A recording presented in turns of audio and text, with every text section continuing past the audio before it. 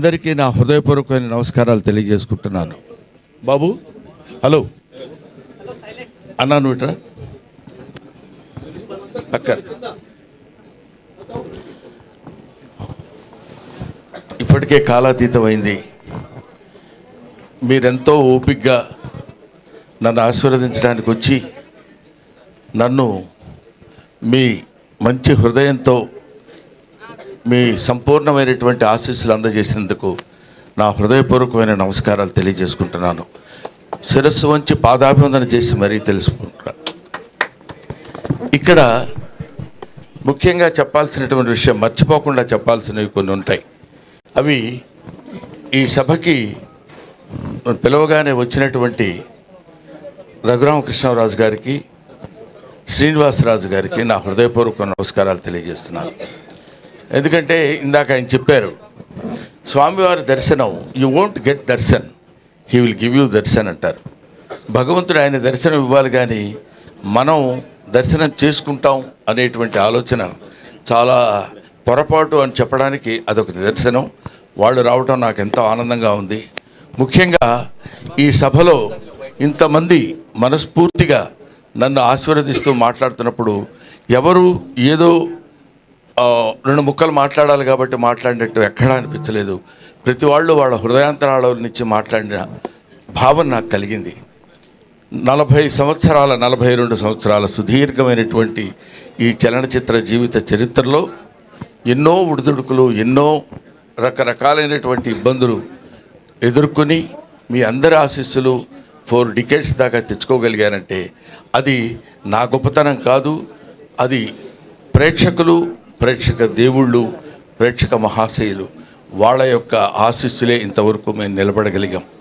అదే లేకపోతే నేను వాళ్ళ ఈ స్థితిలో ఉండేవాడిని కాదు. అంతకు మించి తెలుగు కళామ తల్లికి, తెలుగు సినిమాలు నిర్మించినటువంటి తెలుగు ఫిల్మ్ ఇండస్ట్రీకి నా శిరస్సు వంచి నేను పాదాభివందన చేస్తున్నాను. ఎందుకంటే ఇన్ని సినిమాలు చేసి గిన్నిస్ బుక్ ఆఫ్ వరల్డ్ రికార్డులో బ్రహ్మానందం నేమ్ నమోదు చేసుకున్నాడంటే,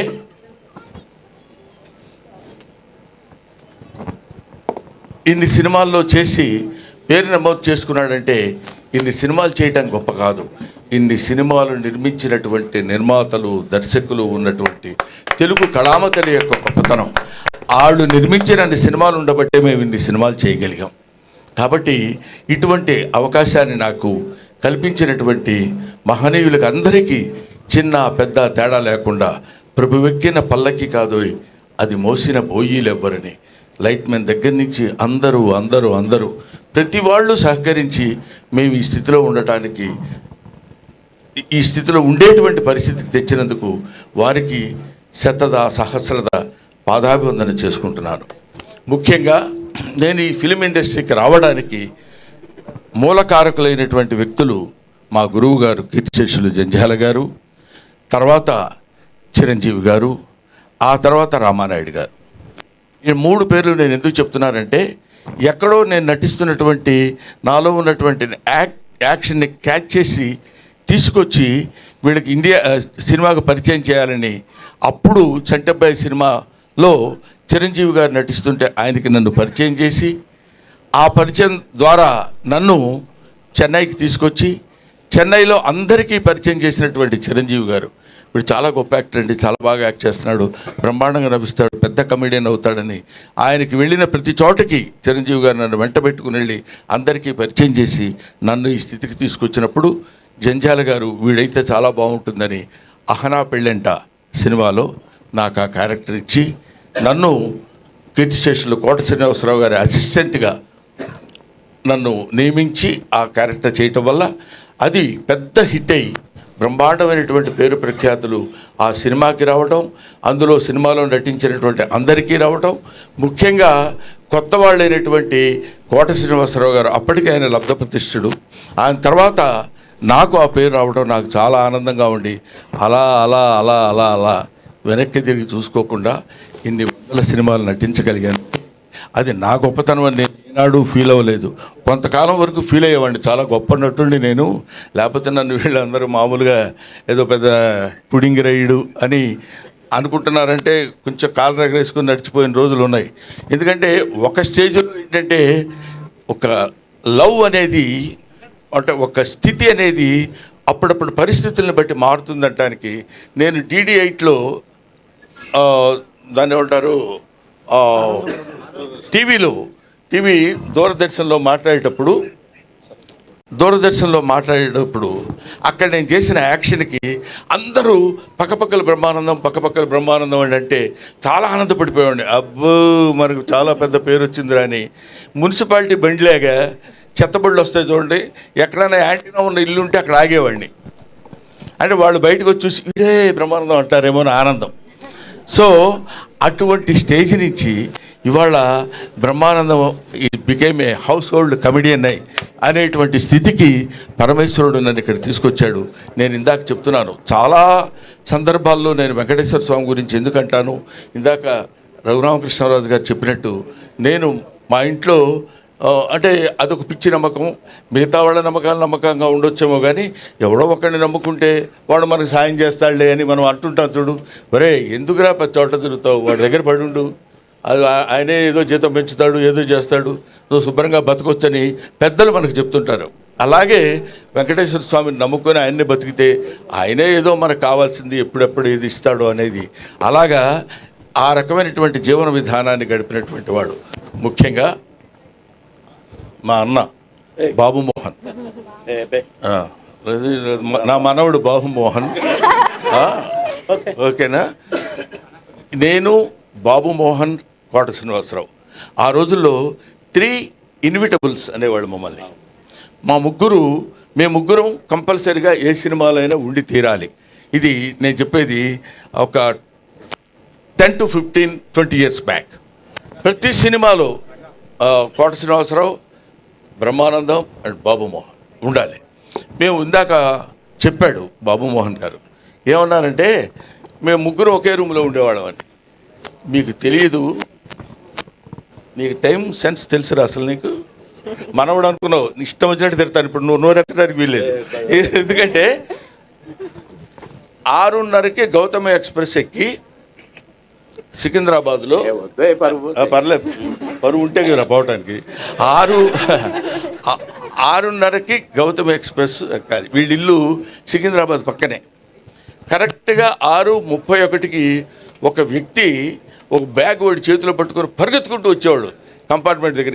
ఎవరు ఏంటి ట్రైన్ కదులుతున్నప్పుడు పరిగెడుతున్నాడు ఏంటి అనుకునేవాడు. చూస్తే వీడు ఒక క్యారేజీ చేపల కూర, అందులో ఏదో పప్పు, ఇంకోటి ఏదో. అన్న నీకోసం చేపల కూర తెచ్చినానే. ఎవరికి తెచ్చాడు, అసలు ఎక్కకపోతే ఏంటి పరిస్థితి అని ఎక్కి శుభ్రంగా తిని పడుకునేవాడు.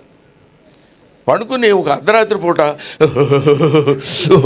అని ఏంటా ఏమైందంటే, చలిగా ఉంది బావా, చలిగా ఉంది. ఏంటి చలిగా ఎందుకుందిరా అంటే, అప్పుడు ఒక ముద్ద తగ్గించుకొని తింగితే ఆ చలి ఉండదు, పాడు ఉండదు. ఏసీలో పడి మళ్ళీ కింద కూర్చోబెట్టి కింద పడుకోబెట్టి ఇలాగా వెళ్తుంటే టికెట్లు ఉండవు. ప్రొడక్షన్ మేనేజర్ టికెట్ గురుగారు మనకి నిర్వహణలో వచ్చేస్తాయి. అదే మామూలు టికెట్ అనుకునేవాళ్ళం మనం, ప్లాట్ఫామ్ టికెట్ అనమాట. అది తీసుకుని అక్కడికి వెళ్ళిన తర్వాత మొత్తం ప్రతి ఒక్కడు బెమ్మారా బామ్మోను ఏడా టికెట్ లేదా, కన్ఫర్మ్ లేదండి, పోనీ అక్కడ కూర్చోడాడు పక్కన, ఏది లెట్రిన్ పక్కన కూర్చో. అది ఇలాగా అంటే నవ్వించేవాడి జీవితాన్ని గురించి చప్పట్లు కొట్టేవాడికి అనవసరం అంటారు కదా. మీకు అనవసరం, మీకు మేము నవ్వించాలి. ఎన్ని తిప్పలు పడి నవ్విస్తామంటానికి comedy comes from the zenith point of tragedy. Zenith point బాగా భయంకరమైనటువంటి ట్రాజడీ నుంచి కామెడీ వస్తుందని చెప్తారు. అది ఎందుకంటే ఇదిగో ఇలాంటి కష్టాలని మాకు అనవసరమయ్యా, నువ్వు నవ్వించు, మాకు నవ్వాలి. నువ్వేం పడితే మాకెందుకు, నువ్వు రైల్లో టికెట్ లేకపోతే మాకెందుకు, ఉంటే మాకెందుకు. కామెడీ ఏం చేస్తున్నాడు? మామూలుగా మాకున్నటువంటి మొహాలు అంతంత మాత్రం. ఈ మొహాల్ని మళ్ళీ ఇందాక మన మిత్రి సత్య చెప్పినట్టు మా మొహాల్ని వికృతంగా మార్చుకుని ఇలా కొట్టబోయాడు అనుకోండి, ఇలా అనాలి, అలా అంటే కానీ నవ్వరు. అలా నవ్వటం కోసం 24 గంటలు ప్రయత్నం చేసి రిహార్సల్ చేసుకుని కష్టపడి తీసుకొచ్చి మిమ్మల్ని నవ్వించడానికే మా ఏడుపంతా. అటువంటి కామెడీ జీవితాల్ని పంచుకొని పుట్టినటువంటి మమ్మల్ని మీరు ఏదైనా చిన్న చితక పొరపాట్లు తప్పులు ఉప్పులు ఉన్న పండురా పాపం పొద్దున్న లేస్తే నవ్విస్తాడు వాడిని వదిలేద్దాం అనే పెద్ద మనస్తత్వాన్ని మానవాళి తెలుసుకోవాలని నా మనస్తత్వం. అది నా ఆశ్చర్యం.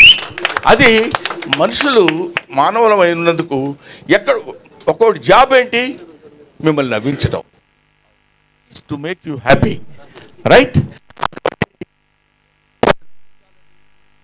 ఆలోచన కలిగినటువంటి వ్యక్తులకి మీరు కమెడియన్ని చీప్గా చూడొద్దు. అభిమానించండి, ఆదరించండి, ఆరాధించండి, అల్లరి మాత్రం చేయొద్దు. This is my personal request. అవునమ్మా, 40 సంవత్సరాల సుదీర్ఘమైన చరిత్రలో ఎంతోమంది ఎన్నో రకాలైనటువంటి, ఇప్పుడు మా జనరేషన్ వాళ్ళు తెలుసుకోవాల్సినటువంటి విషయం ఏంటంటే, మా జనరేషన్ అంటే ఇప్పుడు మేమున్న వాళ్ళకి, if you allow others you will become first man, if you don't allow others you will become last man అంటాడు. మన తర్వాత వచ్చే వాళ్ళకి అలా దారి ఇవ్వాలి, వెళ్ళండి అని. లేదు నేనే ఉంటాను, తలకి రంగేసుకుంటాను, జుట్టు ఇలా తిప్పుతాను, చాలా ఎంగా కనపడతాను అంటే కుదరదు. మనం చెయ్యగలగాలి. వయస్సు ఒకటి ఉంటుంది. కాబట్టి అటువంటి పరిస్థితుల్లో మనం మన యొక్క స్థితిగతుల్ని, మన యొక్క ఏజ్ని, మన యొక్క విషయాన్ని అంతా మనం జాగ్రత్తగా మనల్ని మనం పరిశీలించుకుని ఆత్మవిమర్శ చేసుకోగలిగినప్పుడు 10 కాలాల పాటు హాయిగా ప్రశాంతంగా నువ్వు ఉంటావు, 10 మందిని ఉంచగలుగుతావు. అందువల్ల ఇవి మనం తెలుసుకోవాల్సినటువంటి, జీవితంలో తెలుసుకోవాల్సినటువంటి నగ్న సత్యాలు, నిజాలు. అందుకనే మనకి ఇది నేరము తప్తలోహమున నిలిచి అనామకమై నశించు, ఆ నేరమే ముత్యమట్లు భాషించు, నడినీదళ సంక్షితమై అంటాడు. నీటి చుక్క తప్తలోహమున నిలిచి బాగా కాలుతున్నటువంటి నీళ్ళ పెనం మీద వేస్తే చుయ్యమని అది దానికి నామరూపాలు లేకుండా వెళ్ళిపోతుంది. అదే నీటి చుక్క తామర ఆకు మీద పడినప్పుడు ముత్యంలా అనిపిస్తుంది. అబ్బా ఇది ముత్యమా అనే భావన మనకు కలుగుతుంది. అలాగే దేవుడి గుళ్ళోకి వెళ్ళి రూపాయి బిళ్ళ దేవుడు గుళ్ళో వేస్తే అది అవుతుంది. ఆ రూపాయి బిళ్ళ బయటికి తీసుకొచ్చి ఎవరికన్నా ఇస్తే ముష్టవు. కాబట్టి దానికి ఉన్నటువంటి విలువ దానికి ఉంటుంది. దాన్ని ఉపయోగించేటువంటి విధానం మాత్రం మనకి కనిపిస్తూ ఉంటుంది. కాబట్టి మహనీయులందరికీ ఇంతమంది ఇంత ఓపికగా కూర్చుని, ఆ తర్వాత ముఖ్యంగా వీళ్ళ పేరు చెప్పబోతే బాగుండదు, అందరూ మెడల పైకి చూస్తున్నారు, సీను ఇటు పేరం గ్రూప్ వాళ్ళు. కాబట్టి మేము ఇంత కష్టపడి మేము సన్మానం చేస్తే ముఖ్యంగా ఇక నుంచి ప్రతి బర్త్డే మేమే చేస్తాం. అన్నయ్య గారు, మీ 100వ బర్త్డే కూడా ప్రపంచవంతంగా చూసే విధంగా మేము చేస్తామని ఈ సభ మీదుగా చెప్తున్నాం. ఇప్పుడు ఏదైనా చిన్న పొరపాట్లు జరిగి ఉంటే క్షమించండి. నెక్స్ట్ బర్త్డేకి శిల్పకళా వేదికలో అతి పెద్దగా చేస్తాం అన్నయ్య. ఇంతకంటే పొరపాటు ఏమైనా ఉంటుందా? పావు గంట వాగి ఇప్పుడు 1 మినిట్ అని చెప్పి 1 సెకండ్. కాబట్టి పర్లేదు నాన్న, ఇలాంటివి టు ఎర్ర్ ఈజ్ హ్యూమన్. తప్పు చేయటం మానవ లక్షణం, మానవ సహజం. అది తప్పు చేసేవాడి గురించి 2 2 4 2 4 8 2 5 10 2 6 16 12 2 7 14 2 8 16 అని అన్నాం అనుకోండి, పొరపాటున ఇప్పుడు చూసారా మధ్యలో 2 6 16 అనేసరికి ఏయ్ అన్నాడు అంటే నిజం. అన్నీ మంచి చెప్పేంత వరకు ఎవడు పట్టించుకోడు. ఎక్కడో ఒక చోట నోరు జారుతాం, తప్పు జారుతాం, దాన్ని వెంటనే క్యాచ్ చేస్తారు. అది హ్యూమన్ సైకాలజీ. నువ్వు కాదు, నీకేం తెలుసు నీ మొహం. కాబట్టి ఇటువంటి స్థితిలో పొరపాట్లు ఏవేవో జరగటాలు, ఏవేవో చేయటాలని కాకుండా, ఇదిగో ఈ సీని ఇన్ఫ్రా మీరందరూ మాట్లాడకండి. చూసారా, 10 మందికి చెప్పేవాడిని ఒకటి చూపించుకోవాల్సిన పరిస్థితి ఏర్పడింది. సీని ఇన్ఫ్రా వాళ్ళకి పేరం గ్రూప్. అవునమ్మా, ఏమమ్మా చెప్పకపోతే ఏం చేస్తారు ఇప్పుడు? గిరీష్మా గారికి. ఆ తర్వాత నాకు పాపం ఇతను 4 రోజుల క్రితం వచ్చాడు ఇంటికి. వచ్చి నన్ను మీకు సన్మానం చేస్తున్నామండి అన్నారు. నేను సన్మానాలు ఇవన్నీ ఒప్పుకొని చాలా కాలం అయింది. ఎందుకు ఏమి అంటే ఒక స్టేజ్లో మనకు సన్మానం చేస్తున్నాను కానీ శుభ్రంగా స్నానం చేసి మొహం పౌడర్ గౌడర్ రైస్ వేసుకుని సన్మానం అనుకుంటూ వెళ్ళేవాడిని. ఏం చేసామని మనకి సన్మానం, ఇంకా ఎంత చెయ్యాలి, ఎంతో ఎంతో చేయాల్సింది ఉంది కదా, వద్దులే సన్మానాలు అవి అనుకుంటే కాదు సార్, మేము మీకు ఎప్పటి నుంచో సన్మానం చేయాలని అనుకుంటున్నాను. మీ దగ్గరికి రావడానికి యాక్సెస్ దొరకలేదు, అది దొరికింది. అటువంటి పరిస్థితుల్లో మీకు మేము సన్మానం చేయాలి, మనస్ఫూర్తిగా చేస్తామండి, మీరు దయచేసి యాక్సెప్ట్ చేయండి అని. మన శ్రీను, నువ్వు ఉండవా బాబు, ఇది వచ్చి నన్ను అడిగితే నేను కాదనలేక, ముఖ్యంగా కాదనలేకపోవటం నేనేదో పెద్ద గొప్ప తోపు బుడింగి అని కాదు. ఎందుకు కాదనలేకపోయానంటే ఒక అభిమానంతో, గుండె నిండా ఉన్న అభిమానాన్ని పంచుకుంటానని చెప్పినప్పుడు ఇంకా నేను దాన్ని నో అనటం ఒక కళాకారుడిగా సమంజసం కాదు. ఏ అభిమానంతో నన్ను ఇంత బాండ్ చేశారో, ఇంత పెంచారో వాళ్ళని తప్పకుండా నేను కావాలని, ముఖ్యంగా 70th బర్త్డే అన్నారు. మరి వాళ్ళకి ఎవరు చెప్పారు ఏంటో, వేసి పడేశారు 70 అని. మనకేముందిలే నేను కూడా ఓకే అనేసాను. అంటే మీరందరూ ఏమనుకుంటున్నారు తెలుసా, ఇంకా తక్కువ అనుకుంటున్నారు కదా. కాబట్టి ఇలాంటివి నేను అందుకనే చాలామంది ఏమంటే మీ ఇష్టం వచ్చినట్టు మీ మీమ్స్ వాడేస్తున్నారు సార్, మీరు అసలు పట్టించుకోవట్లేదు సార్, వాళ్ళందరూ ఏది పడితే అది రాసేస్తున్నారు సార్ అంటారు. అంటే నేనేమంటున్నానంటే ఒక మాటలో చెప్పాలంటే మీమ్ గాడ్ అని ఇందాక చదివారు. మీమ్ గాడ్ అనే పేరు ఎలా వచ్చిందంటే నాకు ఇంతమంది మీమర్స్ ఉండబట్టి వచ్చింది.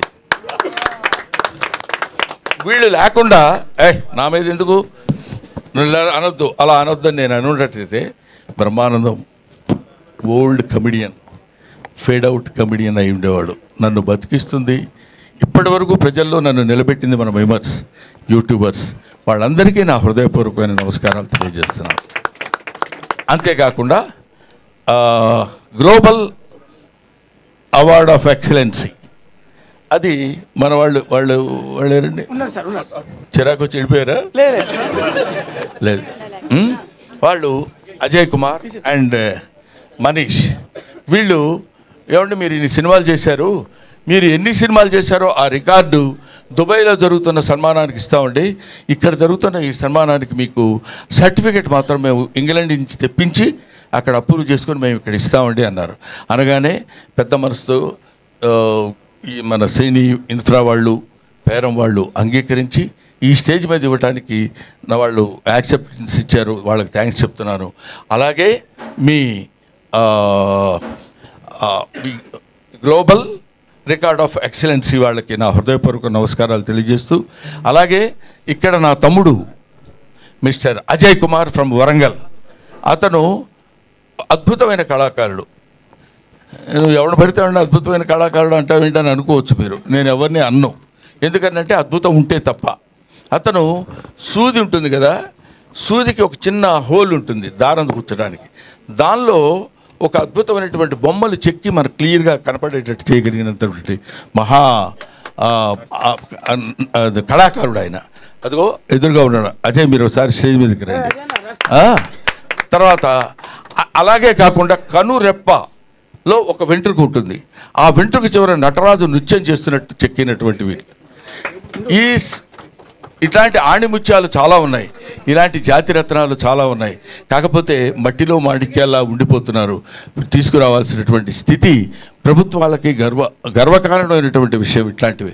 ఇతను ద్వారా వాళ్ళు ఇతనికి ఎక్సలెన్స్ అవార్డు ఇచ్చారన్న నాకు, అంటే మీరు తప్పకుండా మీకు ఇవ్వాలని మీరు వాళ్ళు ఎప్పటి నుంచో మిమ్మల్ని అడుగుతున్నారంటే, నా దగ్గర ఏంటంటే ఒక జబ్బు, అదేంటంటే గబుక్కుని ఎవరన్నా వచ్చి ఏం ప్రమాదంగా దగ్గరికి వెళితే ఏమంటాడు, ఎందుకు వచ్చిన గొడవరా అనే అదొక, ఇదిగో మన ఇందాక బిత్తిరి సత్తి చెప్పాడు చూడు, ఏమంటారు ఎందుకు వచ్చింది నా దగ్గరికి వెళ్ళగలవా అని, అదొక చిన్న లైన్ ఒకటి వేశారు. బాగానే ఉంది, ఒక రకంగా బెటరే అది, ఎందుకంటే గబుక్కుని ఎవడు పెడతాడు, గబుక్కుని రారు. సరే, అలాగా నా దగ్గరికి వచ్చి మీకు ఈ అవార్డు ఇవ్వాలని మేము కోరుకుంటున్నామండి అంటే, వాడికి ఇలాగా ఎంతమందికి అని ఎందరో మహానుభావులు అందరికీ నా హృదయపూర్వకమైనటువంటి కృతజ్ఞతలు నేను తెలియజేసుకుంటున్నాను. అయిపోయింది అనుకున్నారు కదా, అవలా ఇంకా ఆపేస్తాడ్రా బాబు అనే ఫీలింగ్లో ఉన్నట్టున్నారు మీరు. ఆపను. ఎందుకు ఆపనంటే, ఇప్పుడు ఇలాంటి సమయంలో కృతజ్ఞతలు చెప్పుకోవాల్సినటువంటి విషయం చాలామందికి ఉంది. ఆ తర్వాత ఇందాక నా పక్కనే కూర్చున్నటువంటి ప్రగతి గారు, ఆవిడ మేడం ఒక ఎవరైనా మనల్ని ఇబ్బంది పెట్టారు, బాధ పెట్టారు, కష్టపెట్టారు అనుకున్నప్పుడు దాంతో కుమిలిపోవటం, కుంగిపోవటం, డిప్రెస్ అవ్వటం సాధారణమైనటువంటి విషయం. అది హ్యూమన్ నేచర్, అది తప్పదు. గబుక్కున ఏటా నీ మొహం అన్నాడు అనుకోండి, అబ్బా ఇలా అన్నాడు ఏంటని బాధ. దాన్ని ఛాలెంజింగ్గా తీసుకుని life is a game, you should play it, life is a challenge, you should meet it అని నిరూపించినటువంటి ఒక అద్భుతమైనటువంటి వ్యక్తి ప్రగతి. కాబట్టి వీళ్ళు ఇలాంటి వాళ్ళు ఎంతోమంది ఉన్నారు. ఇప్పుడు బాబు మోహన్, ఇప్పుడు ఏదో కమిడియన్ బాబు మోహన్ అన్నాడు. పరువు ప్రతిష్ఠ అనే సినిమాలో బాబు మోహన్ గారి నటన ఒకసారి ఇంటికి వెళ్ళి వీలుంటే ఒక 5 నిమిషాలు 10 నిమిషాలు మీరు దాన్ని ఏమంటారు గూగుల్ కొట్టి చూడండి. ఎర్రగూడ అనే సినిమాలో నేను తను ఇద్దరం కలిసి, తను కాటికాపరిగా నేను బ్రాహ్మణుడిగా ఇద్దరం కలిసి గొప్ప స్నేహితుల కింద నటించినటువంటి అద్భుతమైనటువంటి నటన చేసినటువంటి మహానటుడు అలా కనిపిస్తుంటాడు. కానీ అలా ఏదో సినిమాల్లోకి లేదా రాజకీయాల్లోకి వెళ్ళిన తర్వాత ఆయనలో వచ్చినటువంటి మార్పులు బోర్డని ఉండొచ్చేమో, కానీ నటుడిగా ఒక అద్భుతమైనటువంటి ప్రజ్ఞత కలిగినటువంటి వాడు. ఎందుకంటే మామూలుగా ఇప్పుడు మనం చెప్పుకోవచ్చు, కోట శ్రీనివాసరావు పక్కన నిలబడి అతనితో జోడీగా, కోట శ్రీనివాసరావు అంటే వాడు అపర నటరాజు, అటువంటి వాడి పక్కన నిలబడి ఇదిగో బాబు మోహన్ గారు ఉంటేనే బాగుంటుందిరా కోటగాడి యాక్షన్ అని అనిపించుకోగలిగినటువంటి ఇలాంటి వాళ్ళు ఒక ధర్మవరపు సుబ్రహ్మణ్యం, ఒక ఎంఎస్ నారాయణ, ఒక వేణుమాధవ్, ఆ తర్వాత ఒక ఎవరు మన సునీల్ ఉన్నాడురా, ఏవిఎస్, ఏదో నోటికి వచ్చిన పేరు చెప్పేస్తామండి. వీళ్ళందరూ కీర్తిశేషుల్లో రచ్చ రవి అంటే ఎలా బాగుండదు కదా. అందుకని ఇటువంటి వాళ్ళందరూ అట్లాంటి చదువుకున్నటువంటి వాళ్ళు, ఎడ్యుకేషన్ ఉన్నటువంటి వాళ్ళు, వీళ్ళు ఈ సినిమా ఇండస్ట్రీలో అప్పటి వరకు బ్రహ్మాండంగా నవ్వించి వదిలిపెడతారంటే నవ్వు ఎక్కడి నుంచో తెలిసిన మనుషులు వాళ్ళు. ఇందాక చెప్పాను, బజార్ను నడిచి వెళుతున్నప్పుడు కాలికో దెబ్బ తగిలింది అనుకోండి, మొట్టమొదటి ఆ దెబ్బ చూసుకొని అబ్బా చచ్చిపోతున్నావురా బాబోయ్ ఇదేంటి ఇలా జరిగిందని, దానికి అని అన్న దీన్ని నేను చూడండి అంటే వెంటనే వాడు హాస్పిటల్కి తీసుకెళ్ళి ఒక ఇంజక్షన్ చేసి కట్టుకట్టి వదిలేశారు అనుకోండి, ఓకే. రెండోసారి తగిలింది అనుకోండి, అబ్బా మళ్ళీ అక్కడే తగిలిందిరా బాబు అని అనుకుంటాం, ఇంకా ఎక్కువ బాధపడతాం, ఇంకా 2 ఇంజక్షన్లు ఎక్కువ చేయించుకుంటాం. అదే 10వ 11వ తగిలింది అనుకోండి, అదేంటరా అది ఎప్పుడు ఇక్కడే తగులుద్ది, ఏంటో ఎక్కడ ప్లేస్ లేనట్టు అక్కడే తగులుద్ది ఏంటి, ఇంజక్షన్ అదే బదులేవే. అక్కడి నుంచి అంతటి విషాదం నుంచి కామెడీ పుడుతుంది. కాబట్టి ఆ కామెడీ నేర్చుకొని మీ అందరికీ పంచిపెట్టేటువంటి ఈ హాస్య నట బృందాన్ని, మీరందరూ హాస్యాన్ని, ఎందుకంటే ఒక హాస్యం ఎంత గొప్పదంటే ఇంకా నేను చాలాసేపు చెప్పగలను, మరీ ఇంత హింసించకండి సార్, వాళ్ళు భోజనాలు పెడుతున్నారా ఉన్నాయంట, అయితే పర్లేదు చచ్చినట్టు వినాలి మీరు. ఎందుకంటే హాస్యం ఎంత గొప్పదంటే, ఇప్పుడు మనం సినిమా చూస్తున్నాం అనుకోండి, సినిమా చూస్తున్నప్పుడు అబ్బా హీరో ఏం యాక్ట్ చేశాడు రా, బ్రహ్మాండంగా చేశాడు, సినిమాలో అద్భుతంగా నటించాడు అంటాం, హీరోయిన్ సూపర్ రా అదిరిపోతుంది అనుకుంటాం, సీనరీస్ చాలా బాగున్నాయి అంటాం, విలన్ అదిరిపోయేటట్టు చేస్తున్నానంటాం అని ఇంటికి వెళ్ళి కూడా మాట్లాడుకుంటాం. కానీ కామెడీ ఇక్కడ కూర్చొని గంభీరంగా అలా ఉండి ఇంటికి వెళ్ళిన తర్వాత వాడు కామెడీ బాగా చేశాడే అని అనం, అక్కడ చచ్చినట్టు నవ్వాలి.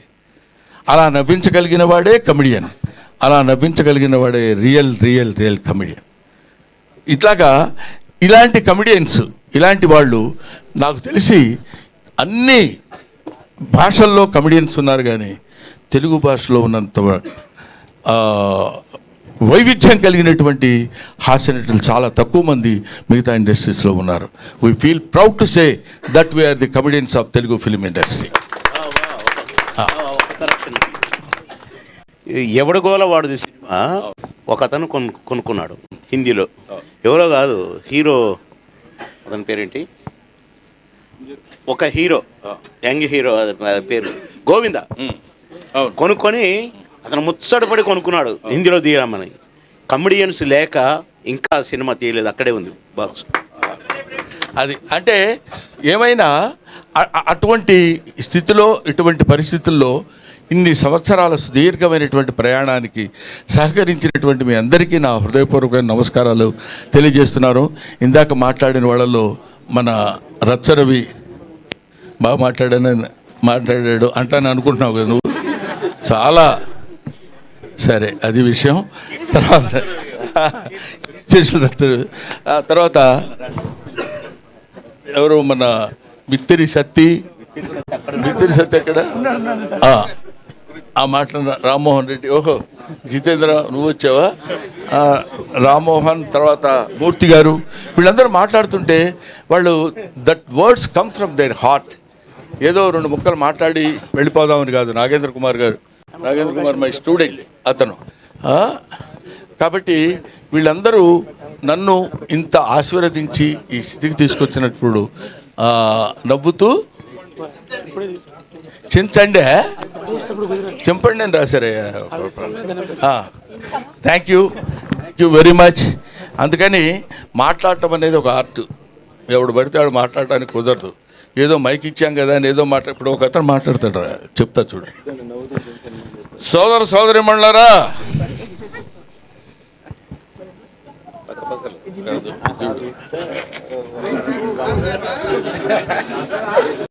భయం జనాన్ని చూశాడు, కంగారు వచ్చేసింది. ఈరోజు మళ్ళీ అరిచాడు. ఈరోజు నేను అది ఈ గ్రామానికి నేను ఇది కావాలని నేనెంతో ఇదయ్యాను. నేను ఇదవటం, వాటిలో వాళ్ళందరూ నన్ను ఇది చేయటం, నేనేదో రకంగా ఇదయ్యాను. కానీ ఒక్క విషయం నేను మీకు అది ఇలాగా రకరకాలుగా మాట్లాడేవాళ్ళు ఉంటారు. అలాంటి వాటిలో సబ్జెక్ట్ లేకుండా మాట్లాడటం చాలా కష్టం. ఇప్పుడు బామోహన్ అనేటువంటి వాడు చాలా గొప్ప నటుడు, అంతేకాకుండాను అటువంటి మహనీయుడు, ఇలాగా రకరకాల పద్ధతుల్లో ఇష్టమైన ధోరణిలో మాట్లాడుకుంటూ వెళ్ళిపోకుండా కంటెంట్ ఉన్నతోటి హృదయంతో మాట్లాడేటువంటి ఈ ఫంక్షన్కి నా హృదయపూర్వకమైన నమస్కారాలు తెలియజేస్తున్నాను. ఇక్కడ నట భీష్ముడు మా ఎవరు లంక భద్రాద్రి శ్రీరామచంద్రమూర్తి గారు ఉన్నారా, వెళ్ళిపోయారా? ఎల్బి శ్రీరామ్ గారు, లంక భద్రాద్రి శ్రీరామచంద్రమూర్తి గారు అంటే ఎంఎస్ నారాయణ ఆయన మీద జోక్ వేశాడు. మీరు ఎంత కాంట్రవర్షియల్ పర్సన్ కూడా లేడండి అన్నాడు. అదేంటి కాంట్రవర్సీ, నేను కాంట్రవర్సీ ఏంటి సార్ అన్నాడు ఆయన. అంటే అప్పుడు ఆయన చెప్పాడు, మీ ఇంటి పేరు లంక, నీ పేరు శ్రీరామచంద్రమూర్తి, ఇంతకంటే కాంట్రవర్సీ ఏం కావాలండి అన్నాడు. Thank you very much.